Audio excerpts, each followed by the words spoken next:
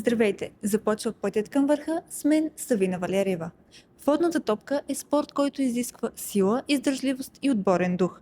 Днес ще ви срещнем с двама състезатели на спортен клуб Комодор. Ето кои са те. Как започна твоя професионален път? Занимавам се с водна топка от около 7 години вече. Първоначално тренирах плуване, но в последствие бях заведен да наблюдавам тренировка по водна топка и наистина бях впечатлен от динамиката на спорта и в последствие реших да се занимавам с него. Какво те мотивира да продължиш в трудните моменти? Мотивираме целият отбор. През годините сме успели да изградим много силен колектив, бих могъл да кажа, и целият отбор се мотивираме взаимно. Колко тежки са тренировките всъщност?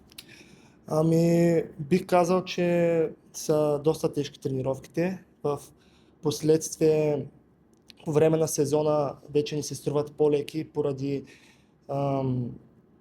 поради натренираността, която сме изградили през сезона, но вече имаме толкова години за гърба си, че успяваме да се справяме по-успешно с тях. Кое е най-важното в този спорт? Най-важното в този спорт е упоритостта, понеже без нея успехите са нещо невъзможно и като цяло, да. И какво си пожелаваш? Пожелавам си още много успехи с моите съотборници и да се класираме на голям форум при мъжете. От колко години се занимаваш с този спорт? Първо, добър ден! Аз занимавам се с този спорт от 2016 година, като мой приятел ме покани да тренирам водна топка и в момента и той тренира водна топка, разбира се, обаче вече в друг клуб и това беше началото на моя път във водната топка. Какво остава скрито за зрителите? За зрителя скрито остава ударите под водата, щипането, дърпането, обаче зрителя вижда всичко най-хубаво, гола, вижда емоцията във водата, вижда също и радостните моменти на отбора. Има ли момент, който никога няма да забравиш в басейна? Те са два момента. Първият е спечелването на Купа България при мъже тази година, което беше преди 2-3 дни. И другия момент, когато се класирахме на финал за европейско първенство при U16, обаче не го спечелихме, за жалост. В какво състояние е водната топка в България според теб? Според мен в последните години водната топка в България